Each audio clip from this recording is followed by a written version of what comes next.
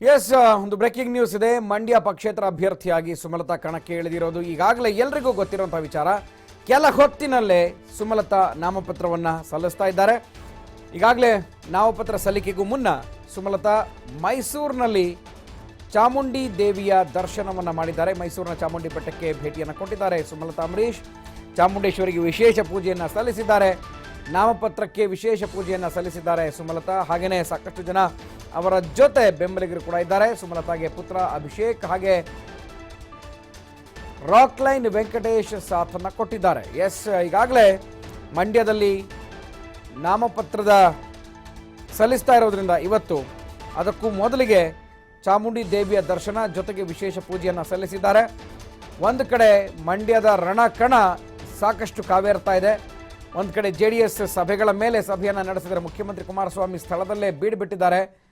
ಒಂದು ಕಡೆ ಆ ಒಂದು ತಂತ್ರಗಳು ನಡೀತಾ ಇದ್ರೆ, ಮತ್ತೊಂದು ಕಡೆ ಸುಮಲತಾ ಆರಾಮಾಗಿ ಕೂಲಾಗಿ ಇವತ್ತು ನಾಮಪತ್ರ ಸಲ್ಲಿಸೋದಕ್ಕೆ ಸಿದ್ಧರಾಗ್ತಾ ಇದ್ದಾರೆ. ಸಮಾವೇಶವನ್ನು ಕೂಡ ನಡೆಸ್ತಾ ಇದ್ದಾರೆ ಮಂಡ್ಯದ ಸಿಲ್ವರ್ ಜುಬಿಲಿ ಪಾರ್ಕ್ನಲ್ಲಿ.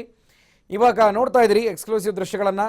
ಸುಮಲತಾ ಮೈಸೂರಿನ ಚಾಮುಂಡಿ ಬೆಟ್ಟಕ್ಕೆ ಆಗಮಿಸಿರುವಂಥದ್ದು. ನಾಮಪತ್ರ ಸಲ್ಲಿಕೆಗೂ ಮುನ್ನ ಚಾಮುಂಡೇಶ್ವರಿಯ ದರ್ಶನ ಮಾಡಿ ಪೂಜೆಯನ್ನು ಸಲ್ಲಿಸಿದ್ದಾರೆ ವಿಶೇಷವಾದಂಥ. ಹಾಗೆ ನಾಮಪತ್ರಕ್ಕೂ ಕೂಡ ವಿಶೇಷ ಪೂಜೆಯನ್ನು ಸಲ್ಲಿಸಿದ್ದಾರೆ. ಚಾಮುಂಡೇಶ್ವರಿಗೆ ವಿಶೇಷ ಪೂಜೆಯನ್ನು ಸಲ್ಲಿಸಿ ನಂತರ 11 ಗಂಟೆಗೆ ನಾಮಪತ್ರವನ್ನು ಸಲ್ಲಿಸುವಂಥ ಪ್ರಕ್ರಿಯೆ ಆರಂಭ ಆಗುತ್ತೆ ಮಂಡ್ಯದಲ್ಲಿ. ಮಂಡ್ಯದ ಜನ ಕೂಡ ಈಗಾಗಲೇ ಬೆಂಬಲವನ್ನು ಘೋಷಣೆ ಮಾಡಿದ್ದಾರೆ. BJP ಅಘೋಷಿತವಾದಂತಹ ಬೆಂಬಲವನ್ನು ಕೊಟ್ಟಿದೆ.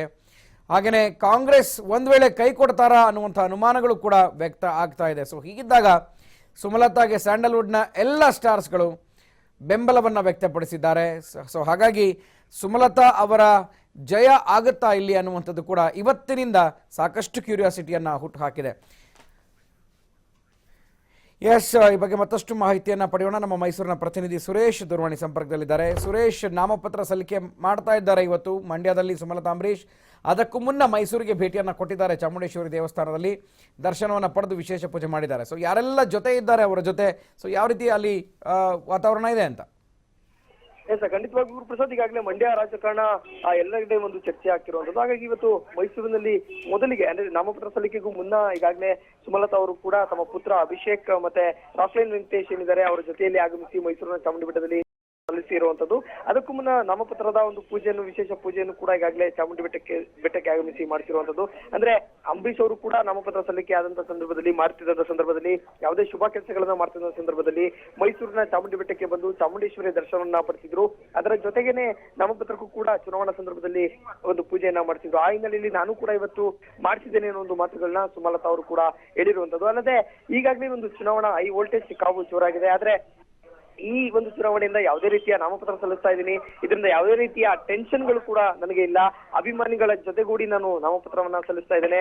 ಒಂದು ಉತ್ತಮವಾದಂತ ಒಳ್ಳೆಯ ಹೆಜ್ಜೆಯನ್ನ ಇಟ್ಟಿದ್ದೇನೆ. ಹಾಗಾಗಿ ಎಲ್ಲರಿಗೂ ಕೂಡ ಒಳ್ಳೇದ್ ಮಾಡು, ಮತ್ತೆ ನಾನು ಏನ್ ಕೆಲಸ ಮಾಡ್ತೀನಿ ಅದಕ್ಕೆಲ್ಲವೂ ಕೂಡ ಒಳ್ಳೇದಾಗ್ಲಿ ಅನ್ನೋ ಒಂದು ಹಿನ್ನೆಲೆಯಲ್ಲಿ ಚಾಮುಂಡಿ ಬೆಟ್ಟಕ್ಕೆ ಬಂದಿದ್ದೇನೆ ಅಂತೇಳಿ ಸುಮಲತಾ ಅಂಬರೀಶ್ ಅವರು ಈಗಾಗಲೇ ಹೇಳಿಕೆಯನ್ನ ಕೊಟ್ಟಿರುವಂತದ್ದು. ಹಾಗಾಗಿ ಇವಾಗ ಪುತ್ರ ಏನ್ ಅಭಿಷೇಕ್ ಇದ್ರು ಅವರು ಕೂಡ ಈಗಾಗಲೇ ಅವರ ಜೊತೆಯಲ್ಲಿ ಸಾಥ್ ಕೊಟ್ಟಿರುವಂತದ್ದು.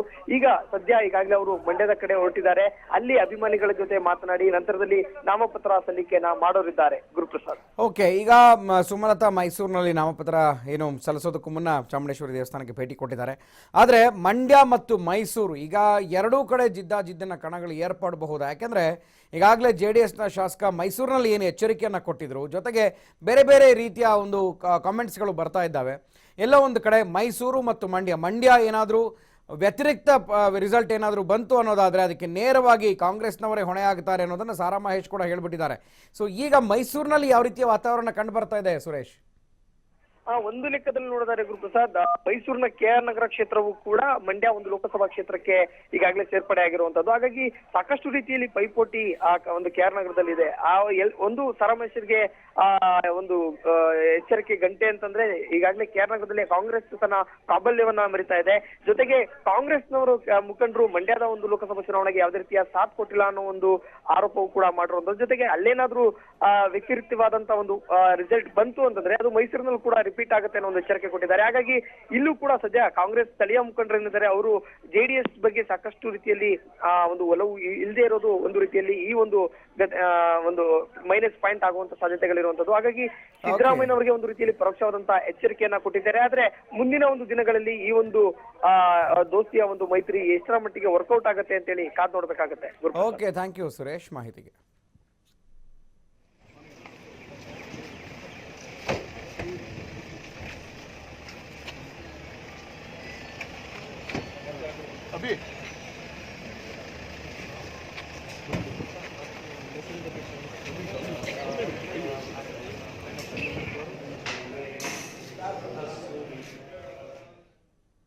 ಆಶೀರ್ವಾದ ಪಡೆಯೋಕೆ ಟೆನ್ಷನ್ ಶುರು ಆಗಿದೆಯಾ?